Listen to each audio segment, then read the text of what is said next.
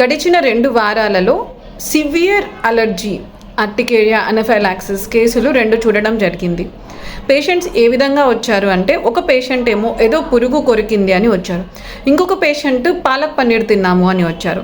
వీళ్ళ ఇద్దరి కంప్లైంట్స్ ఏంటంటే, ఆ పురుగు కొరకగానే పాలక్ పన్నీర్ తిన్న కొంతసేపటికి ఫస్ట్ ర్యాష్ లాగా మొదలయ్యి మన శరీరం మీద దద్దుల్లాగా వచ్చి ఎర్రగా మారిపోయి విపరీతమైన ఇచ్చింగ్ అంటే దురద రావడం, దాంతోపాటు కళ్ళల్లో కూడా దురద వచ్చి నీళ్లు రావడం, కళ్ళు ఎర్రగా మారడం, ఇది కొంతసేపటికి గొంతులో ఏదో కుచ్చుకుంటున్నట్లు ఉండడం, దగ్గు రావడం, దాని తరువాత జరిగే లక్షణాలే కొంచెం ప్రమాదకరం, ఆయాసం రావడం.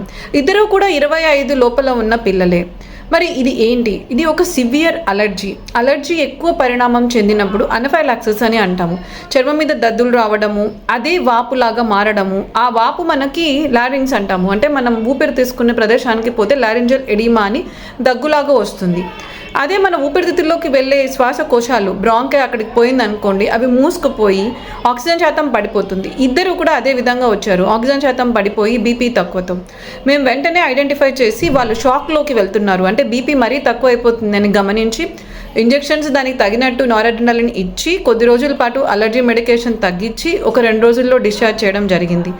ఎందుకు ఏవి పడట్లేదు అలర్జీకి సంబంధించిన పదార్థాలు, అది మనం తినే ఆహారం కావచ్చు, వాడే వస్తువులు కావచ్చు, మనం ఉండే ప్రదేశాలలో కొన్ని రకాల చెట్లు లేకపోతే పెట్స్ అంటాము, అంటే ఈ పిల్లులు లేకపోతే కుక్కలు ఇటువంటివి కావచ్చు, దానికి సంబంధించి అలర్జెన్ టెస్ట్ కూడా పంపించాము.